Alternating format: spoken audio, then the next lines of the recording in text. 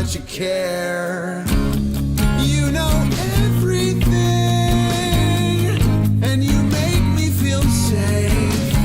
You know what it is, you know what it is, you know everything. And then they lie, persuade, confuse, can't think about it. I could die tonight, bright lights will hide it. Take my time, control my mind in time. I can't even trust my own eyes. Study said, the experts claim the world will never be the same. The research shows, the study proves. Trust the experts. This is false, it's misunderstood, it's been debunked. This isn't good, it's getting worse, it's getting worse, it's getting worse. It's all your fault. And then they lie, persuade, confuse, can't think about it. I could die tonight, bright lights will hide it. Take my time, control my mind in time. I can't even trust my own eyes. And I know that you care, but tell me why am I so scared? And then they lie, persuade, confuse, can't think about it. I could die tonight, bright lights will hide it. Take my time, destroy my mind in time. I can't even trust my own eyes. Welcome, everybody, to Canada Now. We're going to be talking about some international news tonight. We're going to be talking about the state of Bill C-9. We're going to be talking about... I'm actually going to be doing a live reaction to the Henry Nowak video, the body cam video from the police. I actually have not watched it yet. Haven't had the guts to, I guess you could say, but we're going to be live reacting to that. We're going to be talking all about this anti-white violence that has been surging, and it's just completely unignorable now. Going to be talking about Somalia, going to be talking about Sikh land, going to be talking about Sudanese, as if there's a difference. Just kidding. Not really. You got my African pronouns wrong. But yeah, we're going to be talking about all that. Hope everyone's doing well. You know, it's been a while since I've live streamed, so I'm just scrambling around trying to get everything set up. And also, there's a really heavy gravity to the subject matter. And, you know, I had to like give my head a shake before going live, being like, you know, Greg, you're never going to do this justice. Okay. There's so many kind of big, heavy issues going on here. And I really think that this stream is going to kind of help me sort some of it out in my own head, if that makes sense. Because, you know, to be honest, I've never been a guy growing up anyway who would think the way I am now. Because now I'm like, wow, I got like the race war is officially on. It started. Oh my gosh. You know, Greg 10 years ago, Greg even like 3 or 4 years ago. I don't think I'd ever be thinking of our political reality or our reality in those terms. But now it's just kind of so in your face that, yeah, it must be talked about. It needs to be addressed. Needless to say, the timing is really feels divine because I recently came back from the Remigration Summit in Porto, Portugal. I was on a hunt to meet the most canceled man in Europe. I was there with the Dominion Society of Canada. Daniel Tyree, our chairman, was speaking there on the activist panel. And of course, we got to rub shoulders and network and exchange ideas with nationalists who have been fighting this good fight for longer than we have and have been facing a lot of crazy stuff over there in Europe. So that was a really exciting trip. And needless to say, it's really not only filled my bank, filled my gas tank, but I also feel more emboldened than ever. Just kind of knowing what's going to be coming down the pipe for us. And maybe on that note, maybe we should start with Bill C-9. I might have to change this real quick. Let's just go like that. Is that going to work? So what has changed with Bill C-9? It passed the Senate. So many crazy clips that came out of the Senate. Again, not going to do it justice, but the Senate made only one amendment to the legislation, adding the word noose to the list of symbols that may attract criminal liability if displayed with the intent to promote hatred. Oh, shit. So displaying a noose is the new thing that could be a criminal symbol. Where to even begin, man? Where to even begin? I made a whole video. I think the link's in the description of everything wrong with Bill C-9. Some of those concerns got addressed by the Senate, but for the most part, you know, it's been revealed by the kind of rhetoric and by the focus of the senators that this bill is all about tribal favorites. It's about picking tribal favorites. You know, it's we had a clip from this, Jewish senator wearing a mask talking about how Sikhs are concerned about some aspects of Bill C-9. Sikhs are allowed to carry around a ceremonial knife. More on that later with the Henry Nowak clip. Ceremonial knife, by the way. Also with the Sikhs, they celebrate children wearing suicide vests, by the way, and they display it on their parades publicly. We're celebrating these martyrs. Here's a child wearing a suicide vest. Is that any of that in Bill C-9? Hey, senators, what about these people who regularly burn and destroy the Indian flag and create effigies of Modi in India? And they celebrate child martyrs who are wearing explosive suicide vests. Is that going to hit the radar of Bill C-9? No. Because it's a foreign group. It's look at the foreign ethnic group with the cool turban. They could never be capable of wanting to hate or kill somebody. No, of course not. Even though the founding of the World Sikh Organization, I believe it happened in New York, there was this big meeting when the World Sikh Organization started, and I'm pretty sure one of the main organizers is like, yeah, we're going to kill like tens of thousands of Hindus. I'm pretty sure that's what was said at the founding of the World Sikh Organization, which is an organization that MPs are connected to from every single political party in one way or another. They got family members connected to the World Sikh Organization. They got, a friend of a friend connected to the World Sikh Organization. And they would never be capable of promoting hatred or terrorism. Oh, what's that? Oh, they were connected to the Air India bombing, which was the most deadliest terror attack that ever got launched out of Canada in our history. Cool. Very cool. Amazing.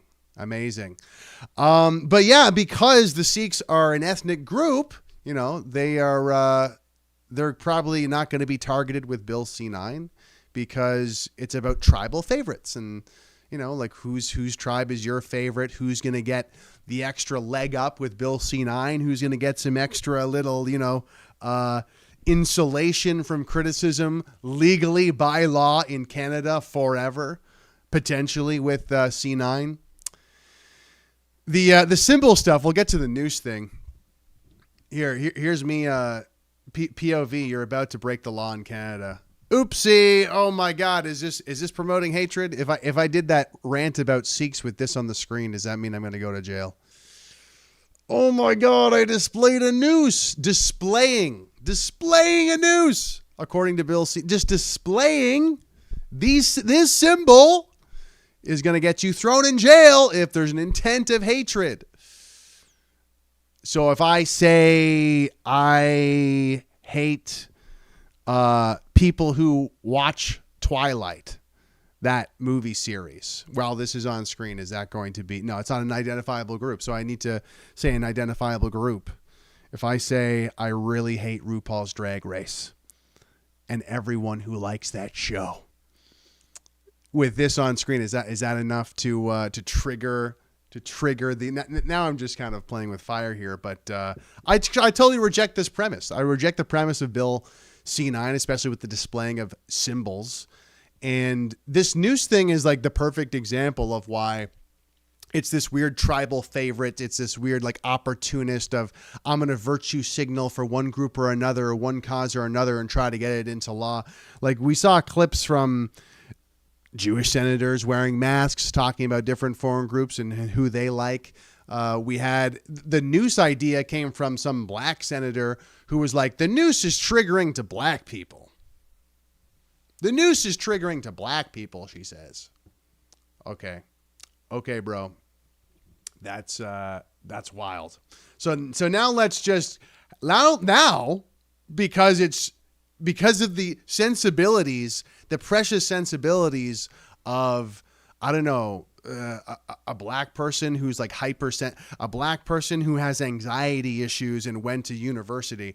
Because there's this black person who has anxiety issues and went to university and knows a lot about colonialism and like Jim Crow laws, now we need to create a law to protect this person's anxiety, to throw anyone in jail whoever displays a noose in a sort of mean or upsetting way.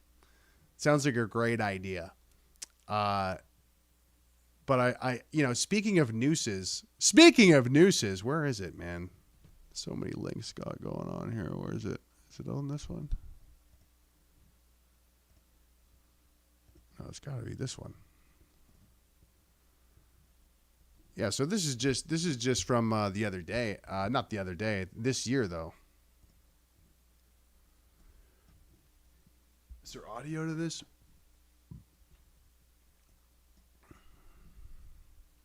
No, there's no audio. So these are effigies. This is in Montreal for Palestine. It says fuck Israel. That's Trump. That's Netanyahu, I think, and that's one of the other guys from Israel, from the Israeli Prime Minister or the Israeli government.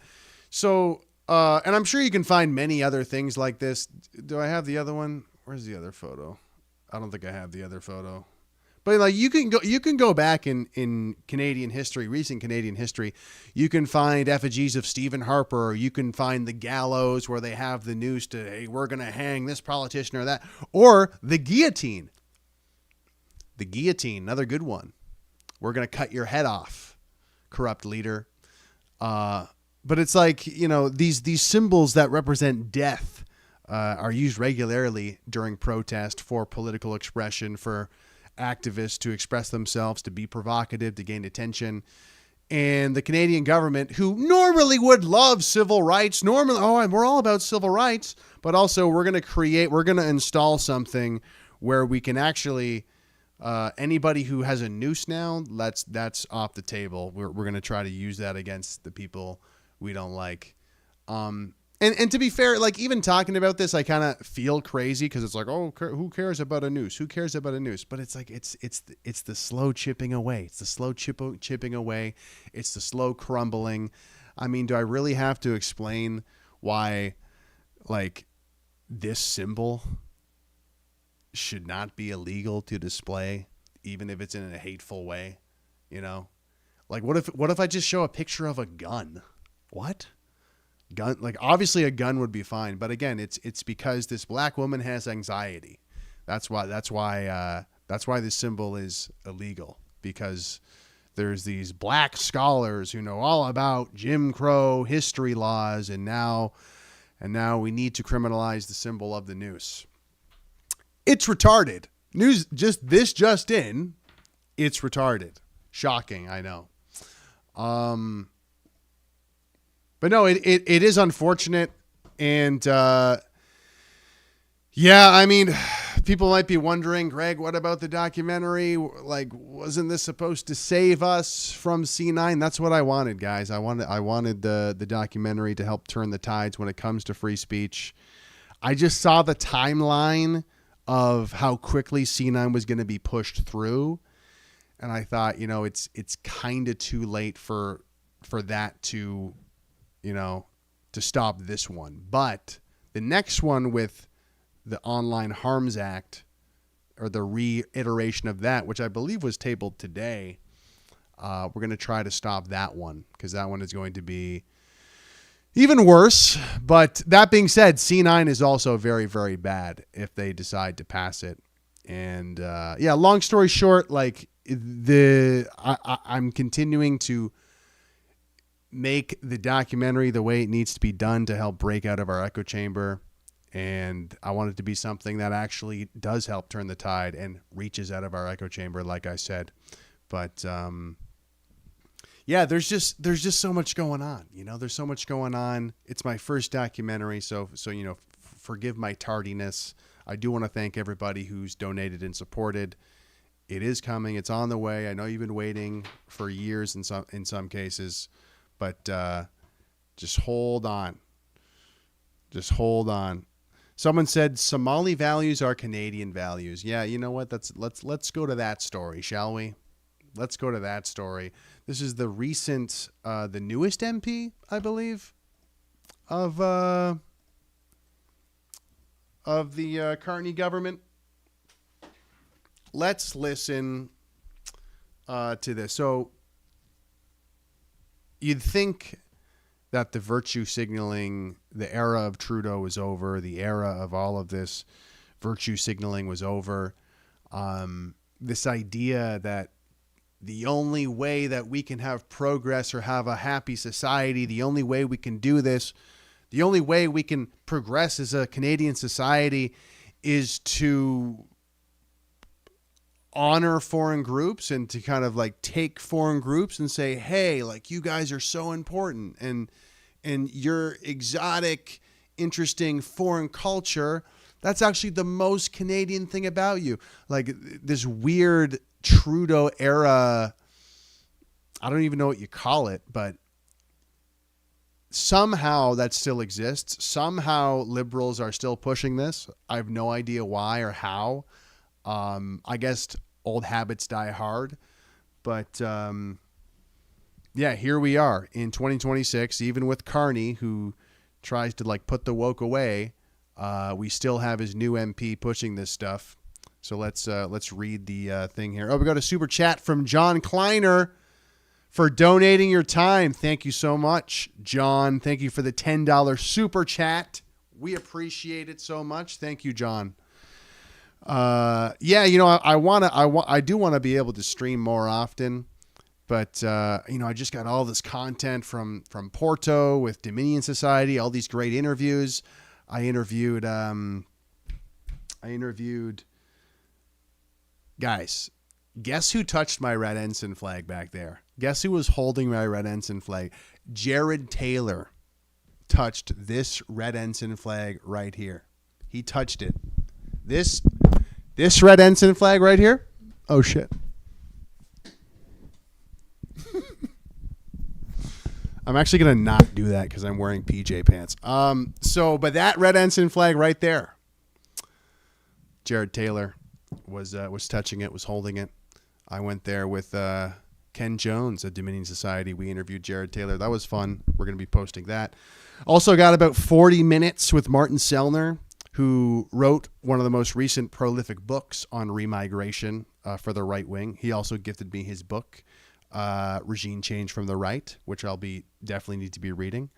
And many, many others. All these really cool nationalists, far right, canceled people in Europe. Obviously, I got to talk to Dries Van Lagenhove again. It's terrible what's happening to him. He might have to leave Belgium because they want to throw him in jail for hate speech.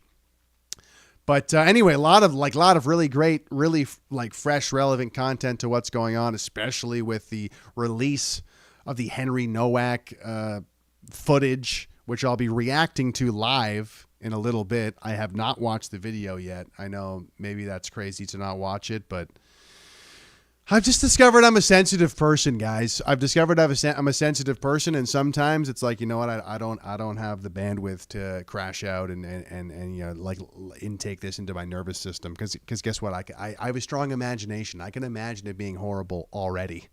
That being said, I do think it's important to watch this stuff because it's egregious. It is egregious. Make PJ pants great again. Yeah. Hey, Francis Widdowson in chat says nice pants. Guys, you're making me insecure, but COVID has changed me, guys. COVID, and not in a good way. You remember COVID, years of just being on Zoom, never having to dress up.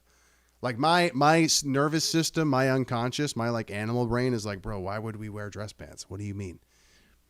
what are you talking about? But for next time, just in case I need to touch the flag, maybe I'll wear jeans. Maybe I'll wear dress pants. What the hell? Time to grow up, man. Anyway, let's get to Somali Heritage Month, something we've all been waiting for.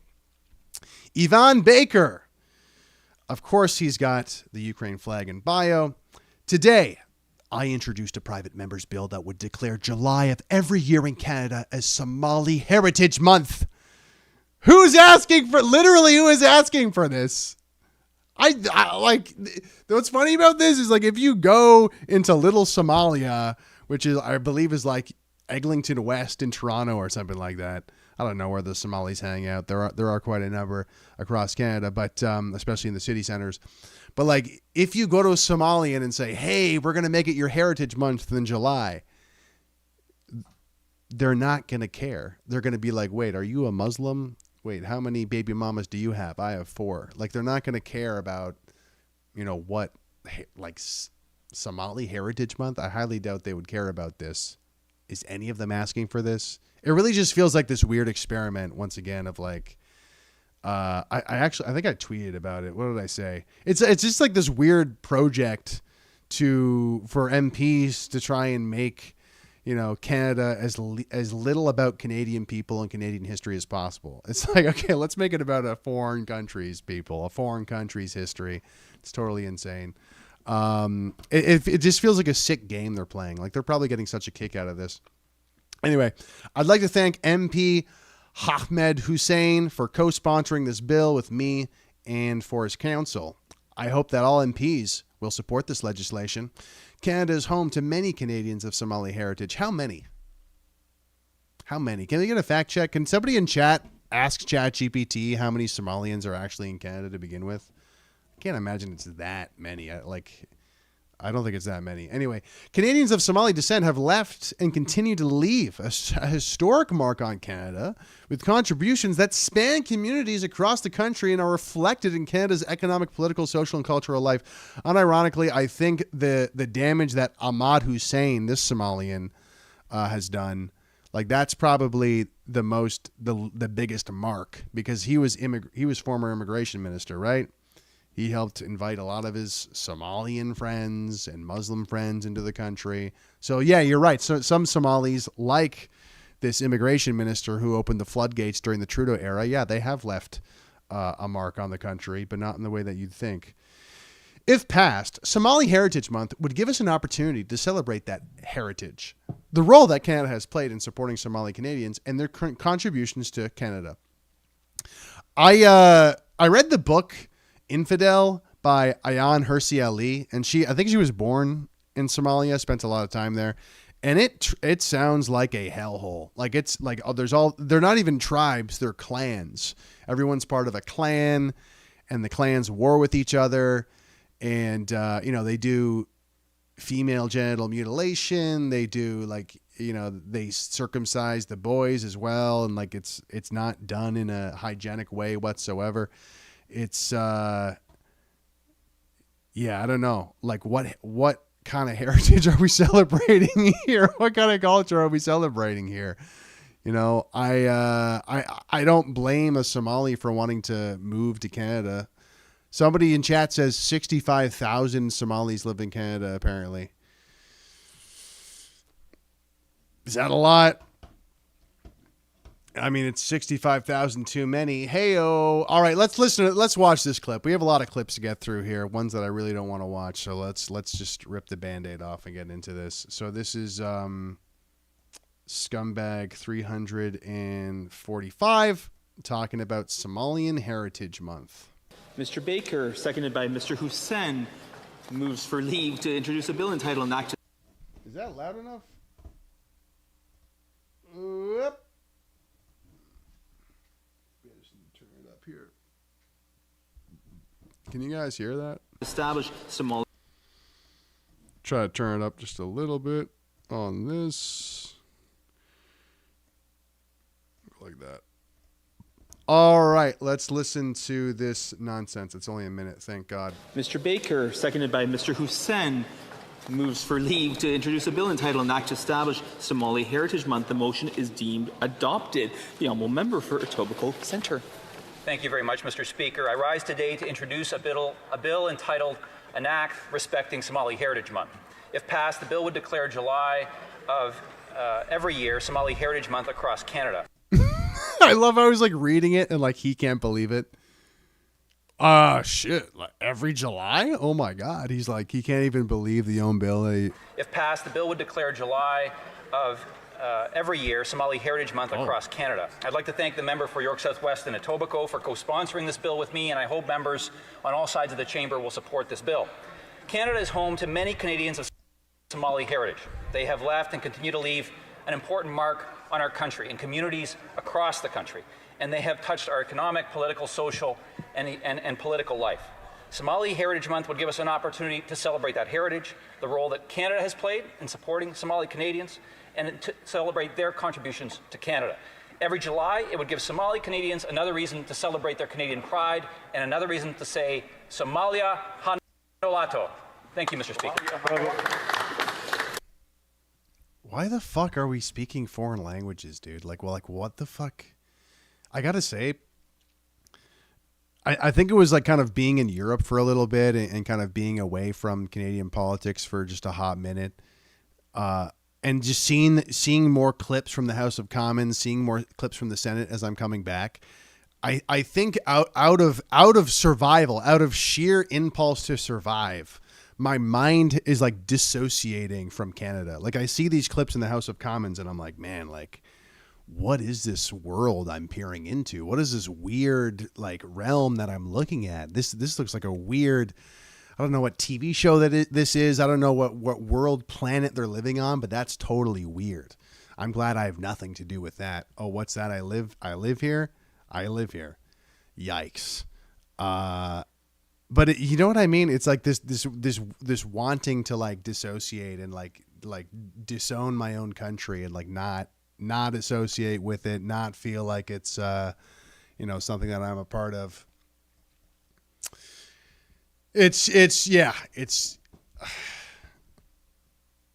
and it really does seem, it really feels like there's a bunch of, I'm not going to say the type of academic, but there's a type of like, cerebral academics and, they're rubbing their hands together and they're constantly thinking about, what are ways in which we can undermine Canadian identity and heritage?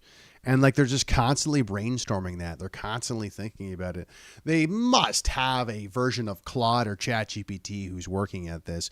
And then one of the suggestions popped out, well, what if we make, July 1st is Dominion Day, Canada Day. What if we make the entire month of July like some foreign country?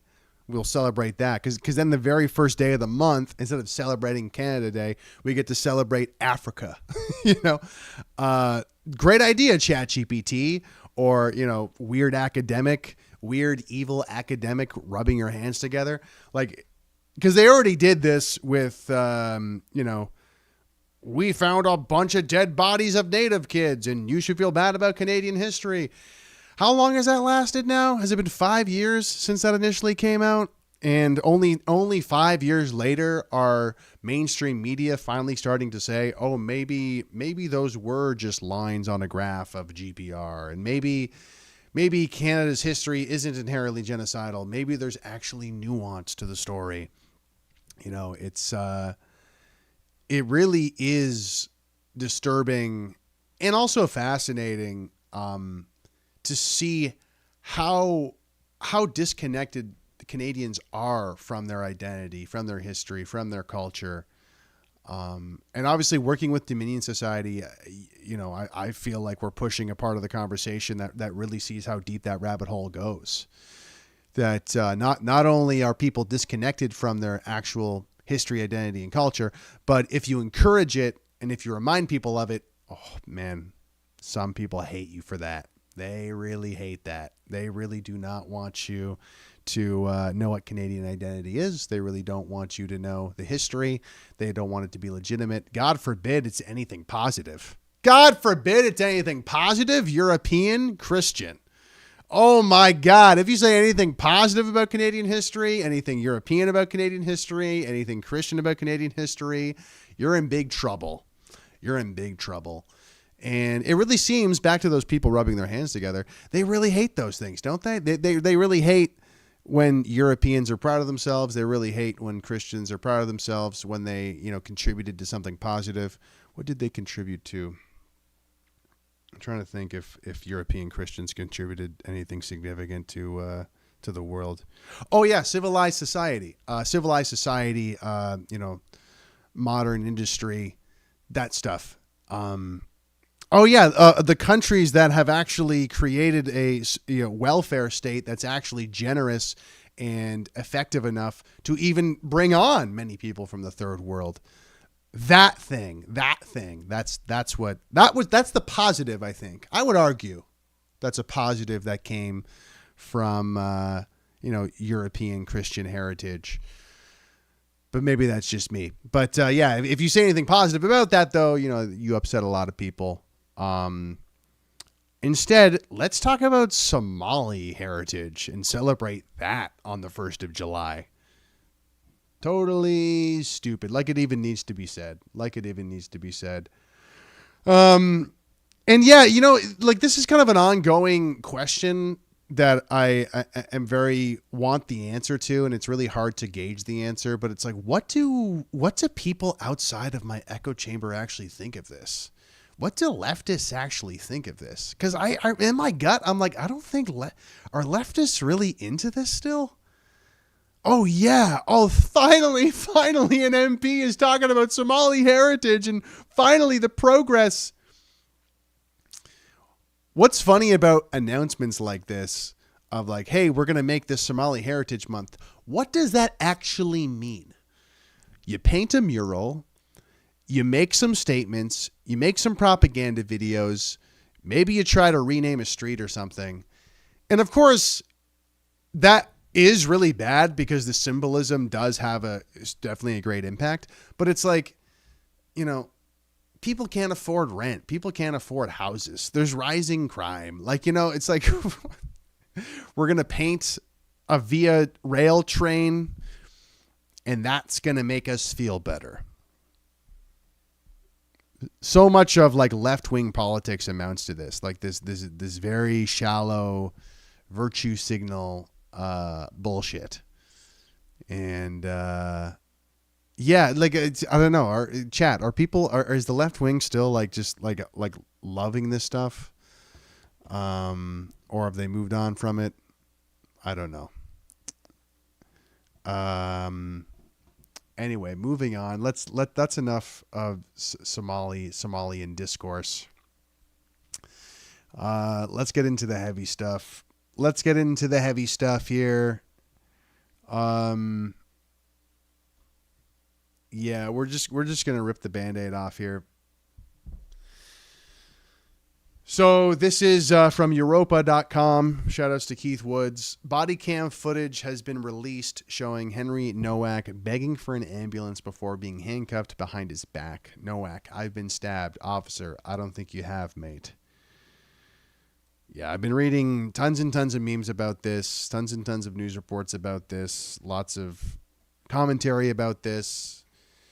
And I think Keith Wood's commentary was like, this was actually worse than I thought it was. I knew it was bad, but the video clip's even worse than I thought it was. All right, strap in. We're going to watch this. We're going to do a live reaction. This is 8.8 million views. All right, strap in. Here we go. I think we'll do this view.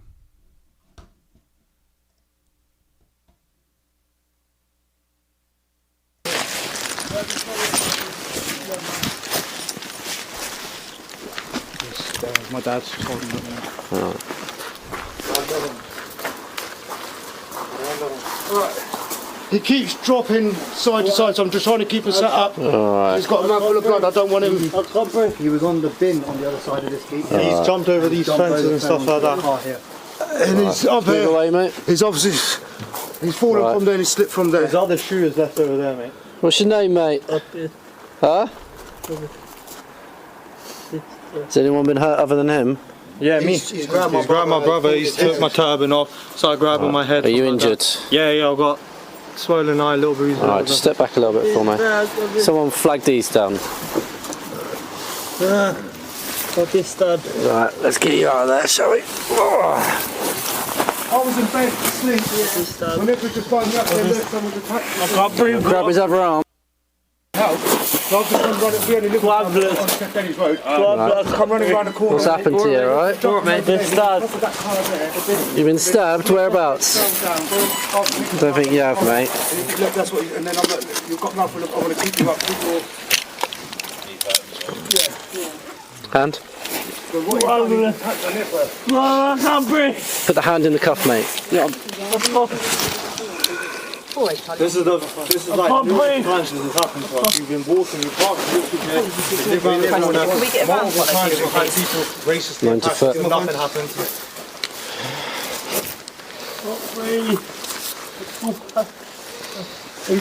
He's saying he's been stabbed, so Where let's is it just you check think you've him. been stabbed? He hasn't been. In the face? Oh no, but we have to check, don't we? Right. In the face? Just get these back off, get their details and that, and I'll keep hold of him. Should we... Right, keep you on your side, mate. You better retrieve then. Say again. Saying to him, I'm keeping him on his side. We were sat up when we had him here, but he didn't like it. What's your name, mate? At the moment you are under arrest, and that's for assault, so you do not have to say anything, may harm in defence. If you do not mention when questioned, someone to which you later rely in court. Anything you do say may be given in evidence, alright? It's going to be sick, I think.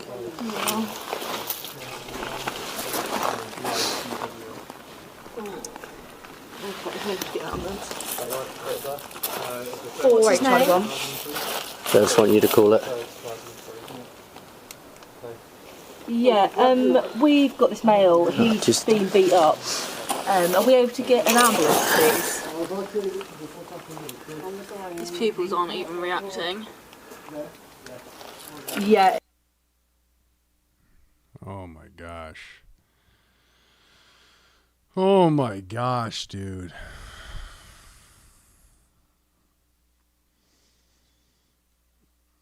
I don't know. I'm speechless.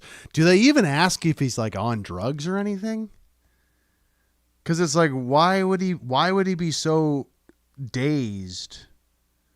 Wouldn't the cops want to know why he's so fucked up? Like, do they ask if he's even on drugs? I forget if they asked about that. But like, dude, fuck these people, bro. Like, they stabbed him, and then like, what? He's fucking against the fucking car here or some bullshit. Why the fuck is he even there? They just fucking dumped him there or some bullshit. And the guy's like, oh, my eyeball, my fucking eye hurts. My fucking eye hurts. Huh? Injured. Yeah, I've got swollen eye, little bruises. Alright, just step back a little bit for me. Someone flag these down. But he's took my turban off, started grabbing my head. Are you injured? Yeah, I've got swollen eye, little bruises. Alright. Yeah, you're going to talk about when you stabbed him? You going to talk about when you stabbed him, bro? No? I was in bed asleep. When they just found me up there, look, someone's attacked me. I can't breathe. Grab his other arm for me. Someone flag these down. Right, let's get you out of there, shall we? I was in bed asleep. When they just found me up there, look, someone's attacked me. I can't breathe. Grab his other arm. What's happened to you, alright? You've been stabbed? Whereabouts? I don't think you have, mate. That's fucking crazy, dude. That's fucking crazy. Like,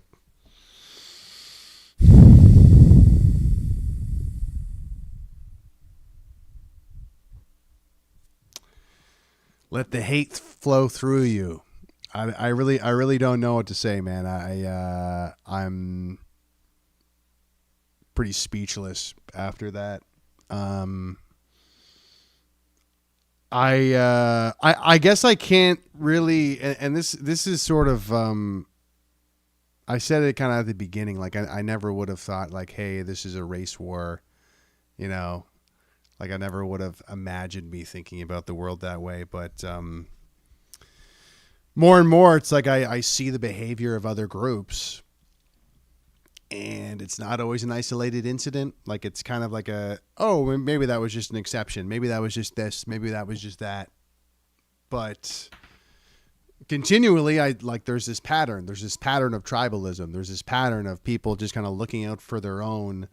And seemingly white people in Western countries kind of like uniquely having a sort of more loving and open sort of attitude for people who are not like them. And I guess like watching this clip, I can't really fathom the stabbing someone, then saying, no, he's racist, he attacked me. And yeah, that just feels really, that's like, you're a shitty person, man. I don't know what to tell you. And then I guess his mom and his friends are there too to like back him up or whatever. You know, I mentioned it on the podcast with Dominion Society guys, but I think something that's different between Europe and in general, Europe and the New World, North America, is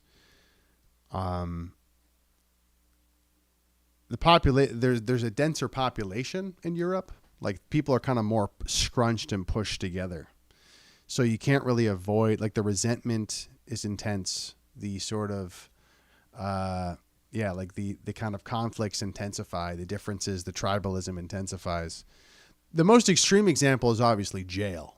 Because, like, when you go to jail, everybody defaults to their tribal instincts and their tribal groups. You know, jail is kind of like the most dense population you can get. And people default to their tribal instincts. And there's also scarce resources. But, you know, around the world, the resources are becoming more scarce, even in Western countries. And more so in the city centers and more so in Europe in general, you know, people are pushed together. And I really felt that going to the Remigration Summit, like how much more intense and in your face it is. Whereas in the New World, you know, I don't have to go to Brampton if I don't want to. You know, I don't have to go to the bad parts of Toronto if I don't want to. I can do my best to avoid them and try to act like everything's fine. And I think a lot of people do that naturally. So they think everything's fine. But it's not fine. It's actually Daniel Tyree of Dominion Society who pointed this out. But although it seems not as bad, or it doesn't seem as kind of like a pressure cooker in Europe, the replacement rate in Canada, like, we are ahead of Europe in that sense. Like real quick, we're getting rug pulled by this traitor political class real quick. And it's tough because the more native population, the more, you know, European descended population, again, they can kind of stick to their suburbs and their neighborhoods and not have to kind of confront how bad this problem really is. And, yeah. You know, I was, well, I guess we can go to the other one while we're on this very, very amazing subject matter. The one that happened just recently in Belfast. I don't know if I want to play the video. Maybe we'll just show the image.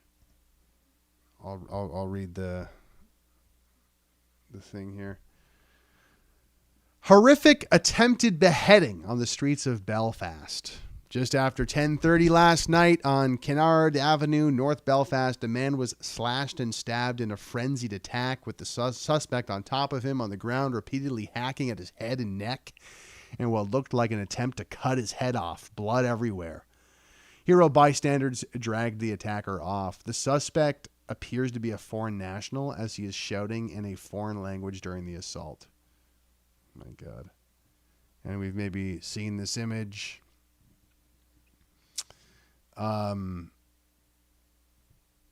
Yeah. Kind of hard not to be racist when you see stuff like this. And it's you know, people were saying, oh, he's not Somalian, he's Sudanese. And it's like, bro, this is uncivilized behavior. This is so uncivilized and so scary and terrifying, and it does not belong.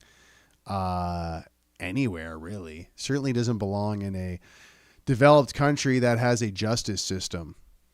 And, there's people are reacting with riots, with a lot of shit going down in Belfast.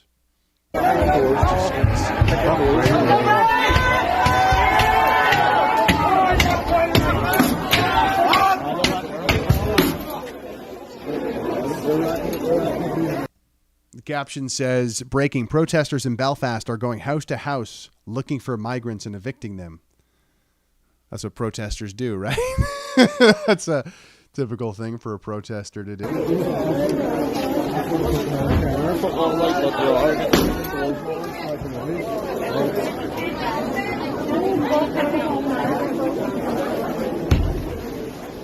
And yeah, I mean, it's, hey.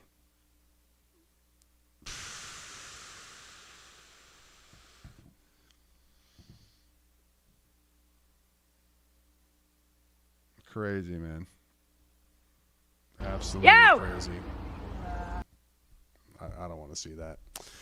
And this stuff is bad enough as it is, but there's so many layers to it.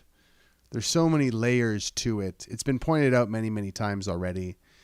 I don't have the clip with me, but we made an N-word tower in chat. Very good. Very good. Good job. Good job, Boomer Slayer, with the final R there in the N-word tower. Seems kind of appropriate, actually. Oh my God. If you're watching on Facebook, an N-word tower. No. So,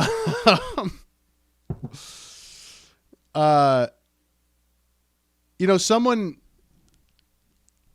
said earlier, I was having a conversation with them, and they're actually this refugee who I sometimes see, who kind of lives near me, and occasionally we're like, shoot the shit, I guess. Very interesting person.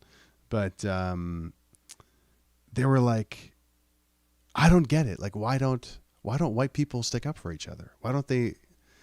And it, like, he, give it to a foreigner to like have like, like very simple, make it very simple statement like that.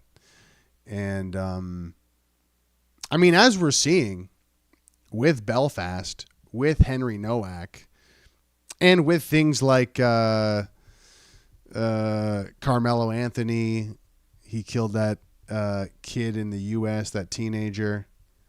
I can't think of his name, unfortunately. But like, I think this is going to change definitely in our lifetime, possibly within the next half a decade. I think so many things have happened in a short amount of time that it's getting impossible to ignore. It's getting impossible to ignore. It's not just this outstanding incident there and that kind of exception here. It's an ongoing thing.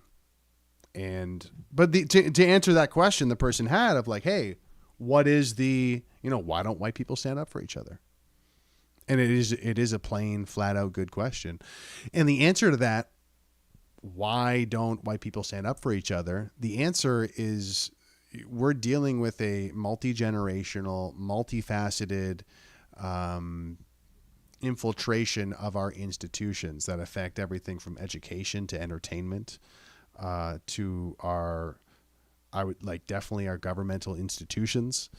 And it's in the media, it's in the education, it's all over the place. It comes out of the mouths of politicians, it's in the actual policy now, and it's been insidiously inserted into so much of pop culture over quite a long time, probably longer than we realize. Some people will say it started with the post-war consensus after World War II. And that's definitely where the roots are. That's definitely where the roots of all that is. The sort of undermining of any type of nationalism, any type of, ties, racial ties of wanting to tie a nation together because of its ethnicity.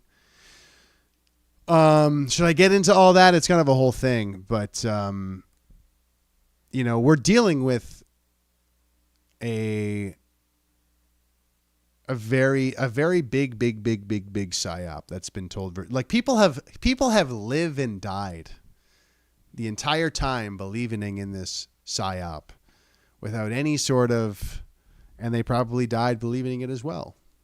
That anything to do with tribal connectivity between your ethnicity, especially if you're white, is a bad thing.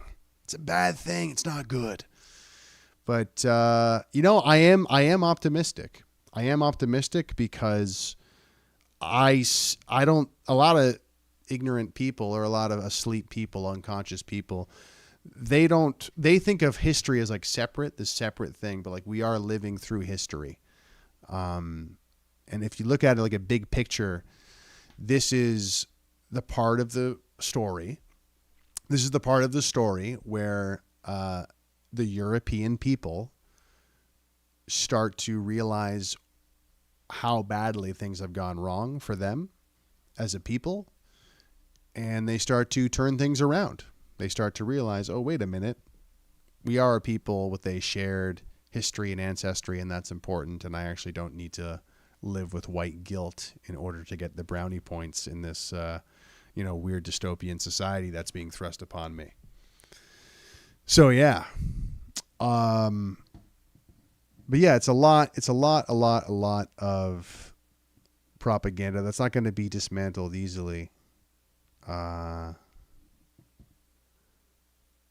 But all that being said, the kind of next thing I wanted to get to on this part of the show is the media, the media in Canada, and the lopsided coverage of something like George Floyd versus someone like Henry Nowak.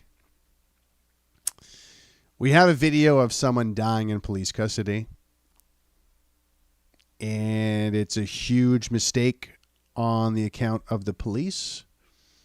It's an added sort of fault on the assailant, or in this case, the Sikh guy who stabbed Henry Nowak, because we kind of have evidence of him lying to the police after stabbing him, letting him bleed out. That's disgusting and vile behavior. How much coverage is Henry Nowak getting versus George Floyd? Well, we actually have the answer to that. We go to cbc.com and we search George Floyd in quotes. Then we get 408 results. Sure, George Floyd happened a long time ago, so obviously there's going to be more news stories about that. Let's put in Henry Nowak.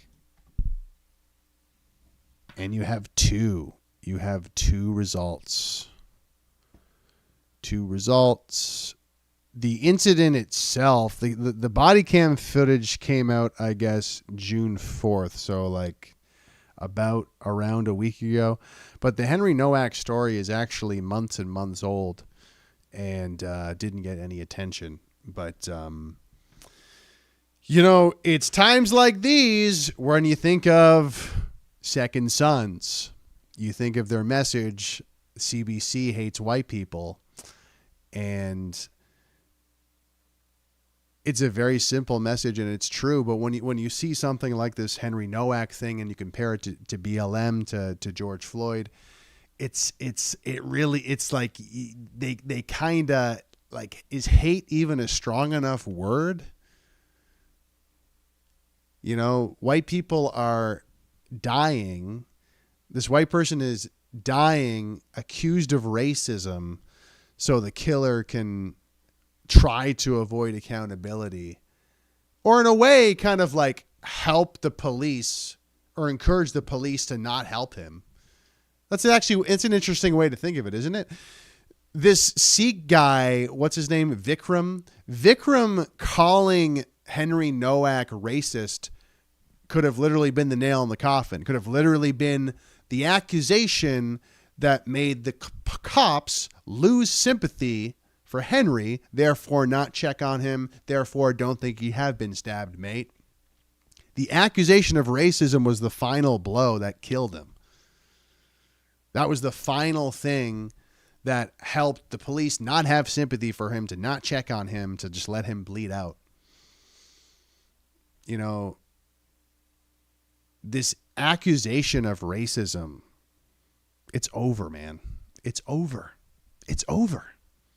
They'll literally stab you. A non-white person will stab you while you're bleeding out and say he's racist in hopes that you'll die, that no one will have sympathy for you, that you can get away with that, like stabbing somebody.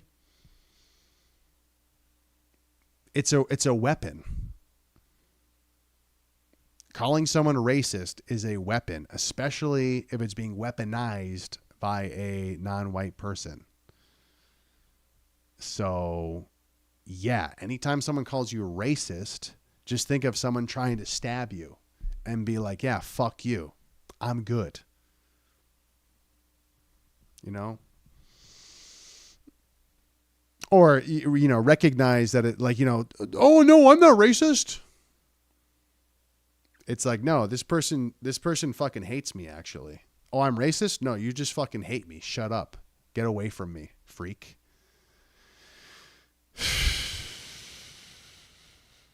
But yeah, needless to say, yeah, I don't think that the CBC doesn't just hate white people. It's like they don't care if they die. They want them dead. Or at least, you know, maybe that sounds extreme, but like, what's the coverage of George Floyd say? What's the coverage of BLM say? When all these politicians, when all the media pundits all come together to champion BLM and George Floyd. Well, actually, it's to hate on white people again. Isn't that interesting? It's not even to necessarily say like how much we love black people, but it's, again, to use as a weapon to bludgeon white people, to guilt white people, to make them hate themselves, to make them hate one another, to make them not stand up for each other.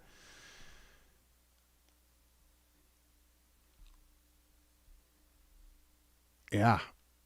And BLM did, well, it's hard to know where these brainwashed leftists are at, right? It's hard to know where they're at with the whole racial identity stuff, because I was going to say like BLM probably did a lot of damage to brainwash like the average white leftist or whatever. But at the same time, I think it actually did eventually red pill some people, where they realized, oh, all this money just went to the Democrat Party.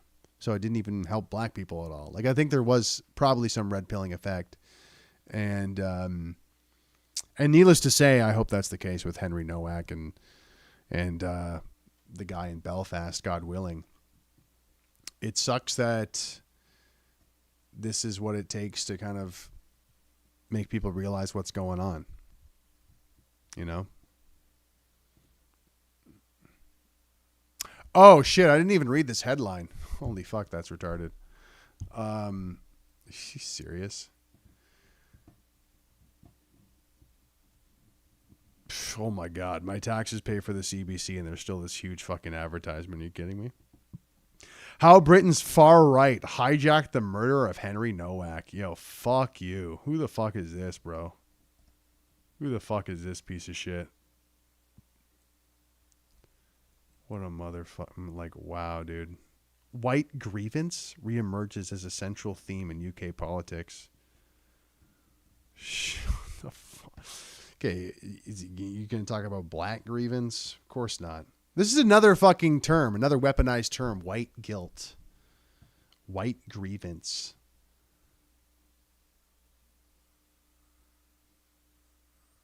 Unbelievable. And does it really need to be said? Does it need to be said, the double standard? Is it obvious enough yet? Is it painful enough yet? How much the double standard's hitting you in the face? Don't politicize a white guy getting stabbed and killed and called racist and then ignored by the police. But don't totally focus on George Floyd, who was overdosing on fentanyl. Totally focus on that, and let's politicize the fuck out of that, because that's different, right? People need to snap out of it, man.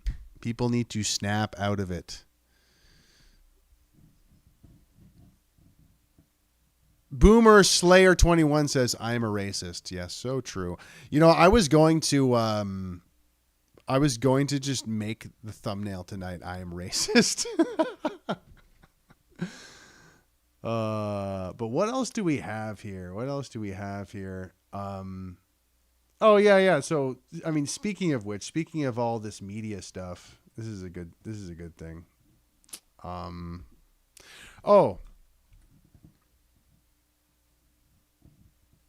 And just to kind of talk how deep the rabbit hole goes, you know, you got Harvard Magazine. Make no mistake about it. We intend to keep bashing the dead white males and the live ones and the females too until the social construct known as the white race is destroyed, not deconstructed, but destroyed. This is Abolish the White Race, which is something that was published rather in Harvard Magazine. This is a professor from Rutgers, I believe. Yeah, Rutgers professor says white people are committed to being villains. Those are just two quick examples I grabbed, but you know, this sort of, as I was saying earlier, this sort of hatred towards white people, it's institutionalized. You know, when you have fat, ugly black professors like this getting promoted and getting praise for basically openly saying, I hate white people, they're villains, you know. Woo! And everyone cheers. And it's like, again, the inverse. If you said the inverse, black people are committed to being villains, you know, you would lose your job and blah, blah, blah, blah, blah. It's a lot. We're up against a lot because these people are well-funded. They're with the levers of power, and they seem to be rubbing their hands together, hell-bent on disenfranchising white people. I think I said this on my last show, but yeah, the far left and the far right divide. You can talk about environmentalism, capitalism, all these different things. It really does come down to how you feel about white people. You know, the far left wants to do everything they can to disenfranchise and disempower white people, and the far right is like, hey, can you leave us the fuck alone? Maybe not the far right. The center right is leave us the fuck alone. The far right is like, actually, we deserve our own sovereignty and our own power, and we deserve to be able to defend ourselves. Europeans have the right to defend themselves, okay? And so Somalia has nukes. No, let's not go there. But one thing I did want to talk about that's really been pissing me off in this vein, I think we can all clearly see that there's a sort of, let's just say, bias against white people. How do I know this? Well, whenever there is a horrible, violent attack against a white person done by a non-white person, when there's an epic failure of the police that results in a white person dying who was stabbed by a Sikh person in the UK, like Henry Nowak, there's a lack of coverage. I just showed how CBC has hardly talked about Henry Nowak. One of the articles is how the far right is trying to capitalize on this. It's completely lopsided, and it gets very little attention. This idea of kind of covering how there is white hatred, how there is all this anti-white sentiment, how it is institutionalized, and never gets any sort of coverage whatsoever in Canada. Not in the mainstream news anyway. But you know what does get covered a lot? Anti-Semitism. There has been so many articles on anti-Semitism from the National Post specifically over the past few months. It's actually mind-boggling. Is this the National Post or the Jerusalem Post? Let me show you what I mean. Anti-Semitism is a rapidly growing cancer in Canada that must be challenged. That was from April 8th, 2026. Jews targets of 82% of religious motivated hate crimes in Toronto in 2025, police data says. That article's from May 16th, 2026. Israel seeking significant change to how Canada tackles anti-Semitism. That is from March 17th, 2026. He led the Toronto Police Homicide Unit. Now Hank Insignia is detailing the racism and anti-Semitism that fueled his exit. May 25th, 2026. Senators call on Carney to restore anti-Semitism envoy. Step up, fight against hate. April 21st, 2026. Anti-Semitic incidents hit another record high in 2025. B'nai B'rith reports. April 27th, 2026. Present tense, many Canadian Jews have lost their sense of belonging in a country they no longer recognize. May 15th, 2026. Canadian Jews are fleeing anti-Semitism at record rates, and the numbers prove it. May 16th, 2026. I can keep going. There's more, actually. There's even more.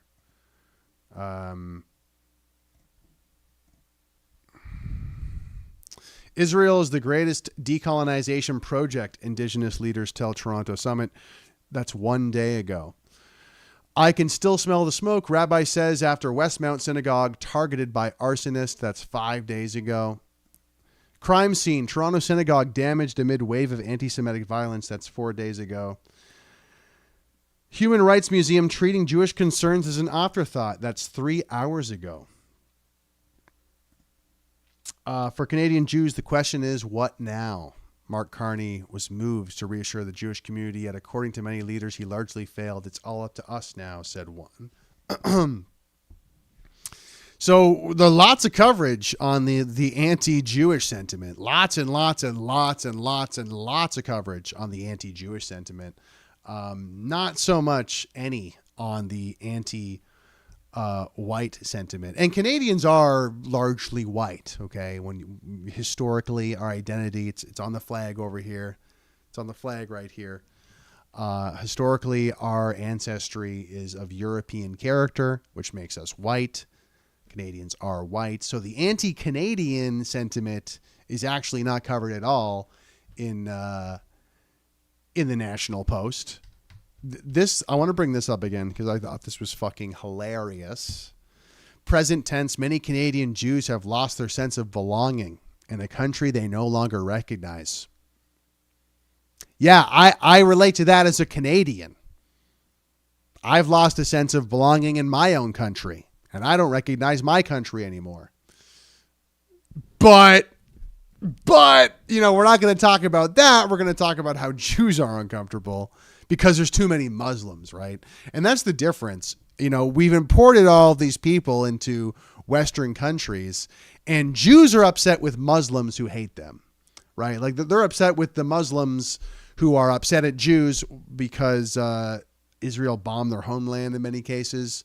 If you're a Palestinian, you're probably kind of fucking pissed at Jews in Israel because your home is fucking rubble. You're probably a little bit upset. Can't say I would blame you. Those people are being imported into Canada, and the Jews are upset that they're mad at them because their home is now rubble, right? But for Canadians, it's not just Muslims. It's also Somalis. It's also Indians. It's also Sikhs. It's also all sorts of everybody coming into Canada. And we're told, because of the unmarked graves, because of our genocidal history, because of colonization, that white people suck. They're terrible. They're inherently evil. Our major institutions, the mainstream media, all this media is saying that. So then just hating white people, hating white Canadians, that's just a generic hatred that just gets spread all the way across, and it's just totally normal. But again, the National Post doesn't want to talk about that. They're like, but Jews feel uncomfortable because of the Muslims. And it's like, brother, like, where do I even be? Like, where do you even start with these people? And then this one was also funny. Canadian Jews are fleeing anti-Semitism at record rates. Canadians are fleeing. Hello? Some of the most intelligent entrepreneurial Canadians have left for their own reasons. But like some of the best Canadians have left. So like I'm sorry to say, but like this emphasis once again on how what about Jews? Jews are like uniquely persecuted. It's like, dude, Canadians are under attack. Okay, like we have traitors in Parliament They're not serving Canadian people. They don't give a fuck about Canadian people. It's not even on their priority list. Do you know how I know that? Because we're talking about Somali Heritage Month. The ruling party wants to introduce a Somali Heritage Month. What the fuck? They clearly don't care about the Canadian people at all. And then our news is like, the Jews are upset. The Jews want to leave Canada. Unbelievable, man. Unbelievable. Unbelievable, this place. I tell you. Oh, can I get an oy vey in chat, please? Can I get an oy vey in chat? Man. Thanks, Ashka National Post. Very good. Very good. Very good. Yeah, I guess there's another thing I'll cover, which I don't think I did yet, which is similar but different. Oh, did I close it already? Come on. Where is it? There. What?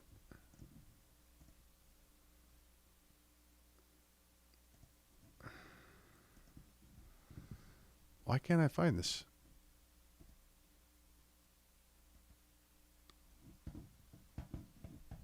Oh, it went over here for some reason. All right. Sorry about that. So, should we react to that? I might have to react to that because it might be relevant. Yeah, so this fucking shit's just fucking crazy. I don't know if there's audio for this, but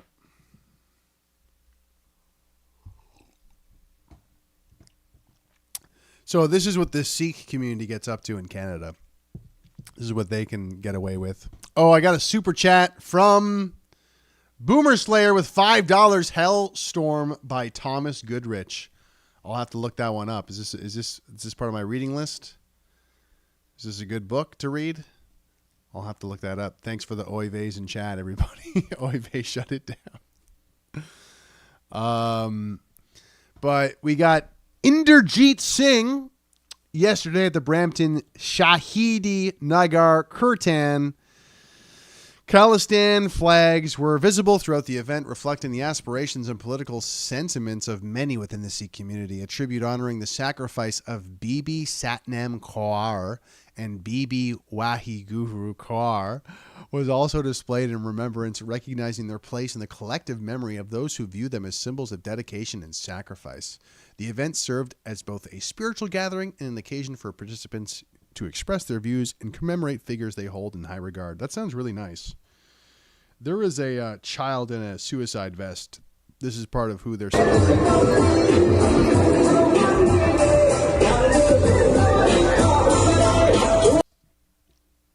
The European mind cannot even comprehend this. What is going on here, dude? I have so many questions. Number one, why are you using a child as a suicide bomber? What, dude? Is that honor? Does that have anything to do with honor? Hey, this is a stupid kid. He doesn't know any better. Let's make him do it. He's got his whole life ahead of him. Let's make him the bomb. Crazy, bro. Crazy. By the way, that is not a hate symbol. Nothing here is hate symbol. Nothing here. Everything here is fine. Totally legal. Oh my God. Look at all of them. Why is there a Canadian flag in there? That's freaking This shit never gets old. You kind of have to respect their boldness to be like, fuck it. We're just going to have the, Prime Minister Modi dragging him behind the car because that's what we want to do with him. But I also wanted to just draw attention to this, which is, this is from 2023. Parade float at Indira Gandhi assassination in Brampton slammed by Indian government. Yeah, so this is just a reenactment of an assassination on a parade float. This is nothing new. This displays of celebrating violence and criminality is not at all new for the Sikh community. There's probably more I should say, considering the person who killed Henry Nowak was Sikh, and I believe he used his ceremonial kirpan to stab and kill Henry Nowak, although that might not be correct. He may have had another knife on him. Oh, sorry, he didn't use... Sorry, was he Sudanese? Like, sorry, was it not the ceremonial knife? He used his other knife for stabbing? Like, it makes a fucking difference. And I don't really know what to say other than, you know, white people need to realize that in general, we have more sympathy than other racial groups. Not everyone wants to hear that. Maybe that sounds foreign. Maybe that sounds weird. But in general, if you could take the averages, white people are going to have more sympathy for other groups. Just look at how we treat animals, okay? A lot of non-white groups do not treat animals very well at all. White people love dogs, love cats. Other non-white groups, not so much. It's not really, you know, and that really reflects this sort of deeper compassion that we have for living things. You can even also bring up the point that, if I'm not mistaken, conserving nature, like nature reservations, national parks, I believe is something that was invented in America, actually. But again, this is something that came out of the European mind. And it's not to say that non-white people can't be sympathetic, blah, blah, blah. Of course not.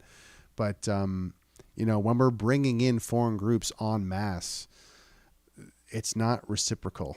You know, this welcoming generosity, this thinking that we can all get along, this, hey, you're just like me and you're my family too. I don't know why white people think this. It's super naive and ignorant, but it's definitely not reciprocal. I do think it is important for white people. Sorry, I was interviewing Jared Taylor recently, so he said white a lot. But I think it is important for white people to sort of keep the compassion in mind, because I know like things are going to get hairy with everything that's going on, and it's going to get ugly. And I think that confronting and admitting the tribalism is important, and like doing what we need to do. It's going to be ugly.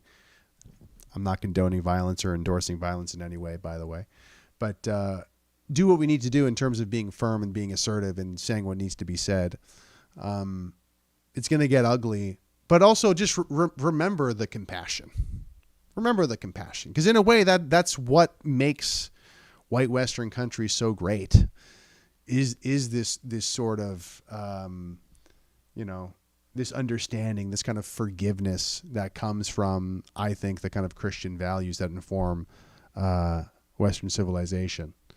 And you know, don't lose track of that, because I don't think we want to, you know, I just think the evil lives in kind of forgetting that. If we forget all that, then we can become monsters ourselves. Now, I came across this. I don't know what this is going to be. Personally, I find this guy super subversive, Mr. Whatever his name is, KK Kasparian. I don't remember his name right now. But he has this whole take on Henry Nowak, and I kind of want to react to it to see if it's like super subversive or if it's any good. Mostly because I know some boomers who watch this and I want to be able to debunk it. Okay, here we go. Henry Nowak, how anti-racism gave you racism. How anti-racism gave you racism. Okay, I already don't like the framing, but let's get into it. Constantine Kissin, there we go. How anti-racism gave you racism. Cast your mind back exactly 6 years. It's the summer of 2020 and Britain is undergoing what its commentator breathlessly describes as a reckoning. The murder of George Floyd by a Minneapolis police officer sent hundreds of thousands of British people into the streets. Statues were toppled. Corporations issued groveling statements.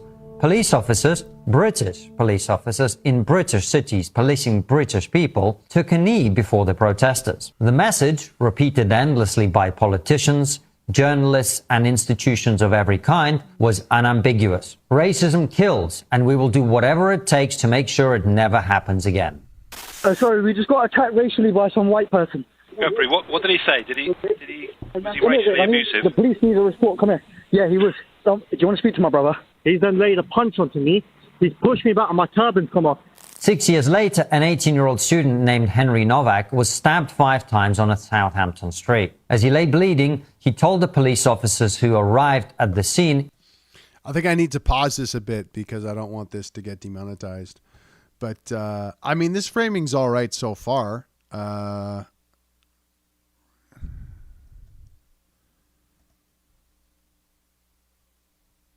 That's great that they have the call here. This is from Vikram after he stabbed. I'm guessing after he stabbed Henry. Oh, he pulled my turban off, bro. The police need a report. Come here. Yeah, he was. Do you want to speak to my brother? He's then laid a punch onto me. He's pushed me back and my turban's come off. 6 years later, an 18-year-old student named Henry Nowak was stabbed 5 times on a Southampton street. As he lay bleeding, he told the police officers who arrived at the scene exactly what had happened. He had been stabbed by Vikram Digwa, who was standing nearby. Digwa, for his part, told the officers something else, that he had been the victim of a racist attack. The officers believed Digwa and handcuffed Nowak. As he lost consciousness, he could be heard on bodycam footage repeating the words, "I can't breathe." The same 4 words that 6 years earlier had become the defining phrase of a political movement. They were stenciled on murals, chanted at marches, printed on T-shirts. They were spoken on the floor of the United States Congress and quoted in parliamentary debates in Westminster. When British police officers knelt in the streets of London, it was those words they were kneeling for. Henry Nowak's last words, captured on bodycam footage released by Hampshire police in the small hours of a Tuesday morning, the middle of the night when the fewest people would see it, were the same. "I can't breathe." He said them while handcuffed on the pavement, bleeding from 5 stab wounds, to officers who had decided that the man who put those wounds in him was the real victim. You will not see Henry's words stenciled on a mural. No politicians will quote them in the comments. No corporation will change its logo. The same establishment that made 4 words immortal when spoken by a black man in Minneapolis has met the same 4 words spoken by a white boy dying on a street in Southampton with what can only be described as a determined institutional silence. That silence is not neutral. It is a statement. It tells you exactly whose suffering the system has decided counts and whose does not. And it was produced not by the old racism, not by skinheads and yobs, but by the people who spent 6 years telling you they had abolished it. Digwa was convicted of murder last week and sentenced to life imprisonment. Hampshire police issued a public apology. Their IOPC launched an investigation. And a country that had spent the better part of a decade being lectured about the unique and unforgivable evil of racism was left to contemplate what its anti-racism had actually produced. What its anti-racism had actually produced. Answer, if you're willing to look at it honestly, is this: a new form of racism. A new form of racism. Yeah, personally, I just wish we'd stop talking about racism, you know? Because then it's a contest of who can be less racist. And that just kind of legitimizes all of the accusations of racism against white people. And then it kind of keeps us in that same mode of being like, well, I have to be less racist. It's so good. It's decent so far, but let's see where it goes. Bureaucratic racism and actually institutionalized racism. A racism so thoroughly laundered through the language of progress and inclusion that the people enforcing it genuinely believe they're on the right side of history. What else do you call a system in which a dying teenager's word counts for less than his killer's because of the color of his skin? To understand how we got here, you have to understand what the post-Floyd reckoning actually did to British institutions, especially the police. The response to Floyd's death wasn't merely emotional. It was ideological and it was systematic. Forces across the country underwent mandatory diversity and anti-racism training. The principle drilled into officers explicitly or implicitly was that accusations of racism must be taken with the utmost seriousness, that the historic failure of institutions to believe minority victims of racism was the original sin, and it needed atoning for. Racism is bad. Attempting to address it is good. The problem is what happens when you apply it without judgment in the real world.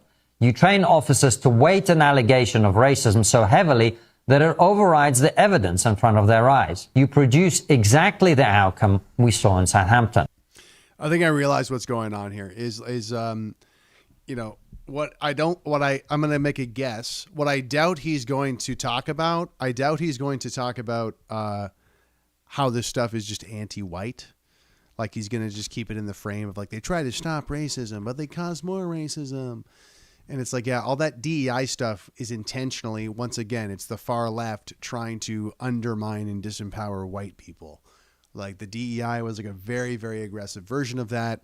You know, DEI, you could say it's a bunch of things, but at the end of the day, it's saying that, you know, critical race theory, white people are inherently evil, white people are inherently blah, blah, blah, bad. It's pointedly anti-white. So to say that it's just like anti-racist, that's kind of, you're kind of using the left's, you're actually, Constantine is kind of legitimizing the language of the left, which I don't think is wise.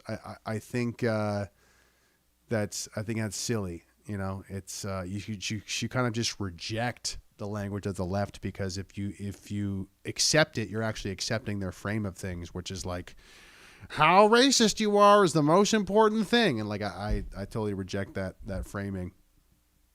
A man bleeding to death on the pavement, begging for help, being told by officers who should be saving his life that they don't think he's been stabbed. What is particularly striking about this case is the way it mirrors almost exactly the injustice that movement was supposedly designed to prevent. George Floyd died saying, "I can't breathe," while a police officer knelt on his neck. Henry Nowak died saying, "I can't breathe." Whoa. No mention of the fentanyl overdose. Is this guy even right-wing? While police officers knelt on his back and handcuffed him. The British establishment that wept for Floyd has been conspicuously quiet about Nowak. The politicians who marched through London streets in 2020 have not rushed to the cameras. The corporations that changed their logos and funded diversity. Yeah, again, like I mentioned it earlier, I don't think Constantine is going to touch on the fact that both of these things were spun in a very anti-white direction. You know, George Floyd was about being anti-white. It was about shaming white people. It was about shaming institutions and saying blah, blah, blah, stop the police. But yeah, he's avoiding the W word. The W. Can I get a W in chat for white? Initiatives have not issued statements. This is not an accident or even a surprise. It's the logical consequence of an ideology that does not actually oppose racism. It simply reassigns its acceptable targets. I want to be precise here because precision matters. I'm not saying that the officers who attended the scene that night are bad people or that they set out to let Henry die. I believe, in fact, the opposite, that they were following the spirit of their training and of the culture that had been built around them, in good faith, over many years. The problem is not the individuals. The problem is the system that produced them. A system that taught them, in effect, that an allegation of racism is a trump card that overrides normal investigative procedure, normal medical common sense, and normal human judgment. Once again, though, bro, Constantine, when do you call people racist? When do you call people racist? Do you call someone white racist? This is the important detail, bro. This is the important detail. If you're weaponizing the term racist, you're using it against a white person. And this whole system of DEI, this whole thing is constructed around accusing white people of racism. So it's, you know, what he's saying is more or less accurate, but like he's missing the final 20% to kind of bring us home to why this is a pointedly anti-white thing, not a racist, anti-racist thing. That system was built with the best of intentions by people who genuinely wanted to address real injustices. And it Did he just give a whole bunch of credit to like leftist academics? Normal medical common sense and normal human judgment procedures. The problem is the system that produced them. a system that taught them, in effect, that an allegation of racism is a trump card that overrides normal investigative procedure, normal medical common sense, and normal human judgment. That system was built with the best of intentions by people who genuinely wanted to address real injustices.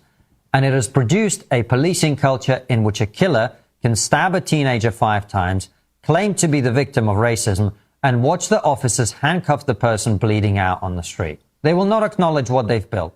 They will say that this was an isolated failure of individual officers, not a systemic problem. They will say that raising this case is itself a form of racism, an attempt to undermine legitimate anti-racism efforts by dwelling on edge cases. They will say, as they always say, that the real problem is that we haven't gone far enough. But that game is up.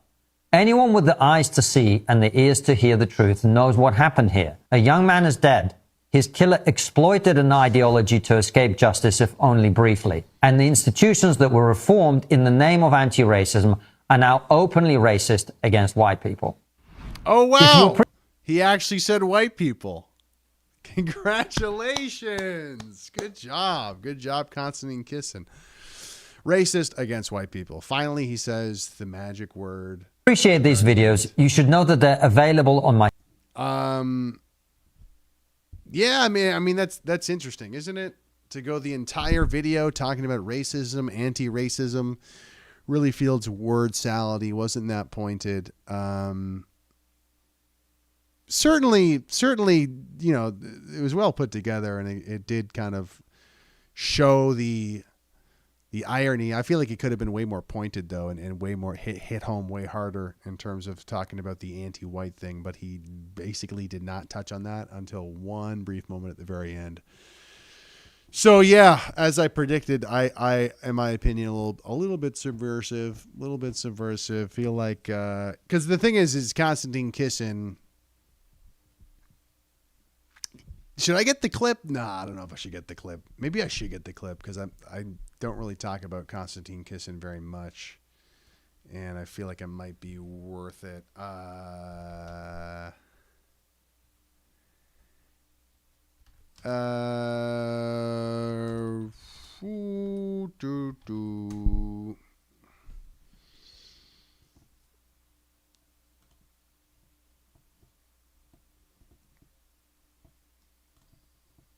I feel like Keith Woods talked about it.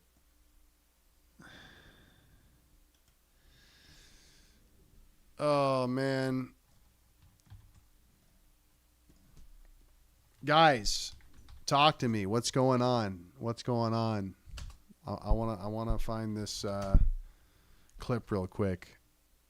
Because it is, I do think it is a mask off moment for Constantine.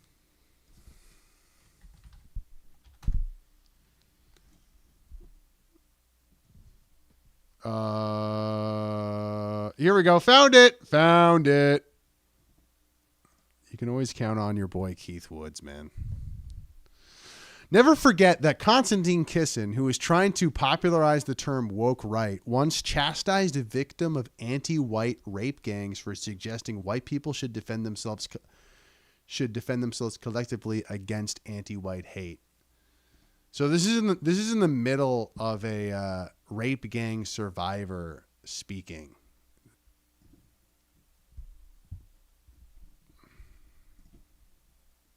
See, this is why. You see, the thing with the White Lives Matter thing is that if it was being used in the way that you use it, I'd agree with you. Mm. But I think there are also people who use it as a kind of FU to the Black Lives Matter thing as well.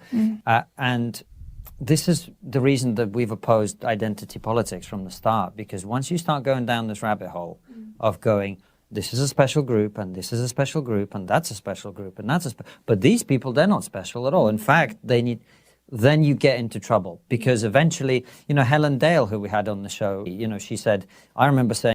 Imagine lecturing a rape victim. Imagine lecturing a white girl who was raped by brown people about identity politics, dude. Imagine lecturing a white girl who was raped by a group of brown people about identity politics. The chutzpah on this guy is actually disgusting. This in the 90s, you know, if you're going to have gay pride, at some point someone's going to go, we need straight pride. Straight pride, yeah. And this is the problem with all of Yeah, this. yeah. And this is the far left that you talk about. That's where it all comes from. This ideology of getting everybody into their own little group, and now white people need to advocate for themselves. That's not, you know, you talk about history, not a healthy recipe. No. That's crazy, bro. Getting everybody into their own little group, and now white people need to advocate for themselves. That's not, you know, you talk about history, not a healthy recipe. No. Not a healthy recipe. Not a healthy recipe, We need to go back to this idea that people are individuals. There it is. There it is. Thank you, Constantine Kissin. That's it. That ties a nice little bow on it, doesn't it? Some of these people, hey, white people cannot advocate for themselves. It's bad. It's very, very bad. It leads to bad things in history. This is why you got to be careful with people like Constantine Kissin. Like, he'll say a lot of the right things, and at the end of the day, he's like, no, I don't want white people to think of themselves as a group. That's bad. I will constantly talk about Jewish people being a group and how they're under attack and how they need to advocate for their interests, and how Muslims are bad and they're a group, and they don't like Jews, and that's very, very important. That kind of group conflict is important, and those groups are distinct and important, and they have shared interests. But white people having shared interests. Oh, did you just get raped by a Pakistani grooming gang? Yeah. No. You can't think of yourself as being part of a European group. Back to my friend's question. Why don't white people look out for themselves? Well, unfortunately, sometimes there's people like Constantine Kissin who are feeding you bullshit, even after you got raped by Pakistanis. Even after getting raped by Pakistanis, people like Constantine Kissin are like, whoa, bro, don't think of yourself as a racial tribe, dude.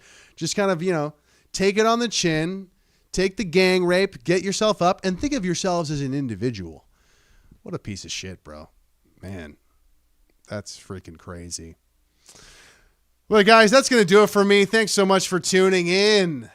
Thank you for tuning in.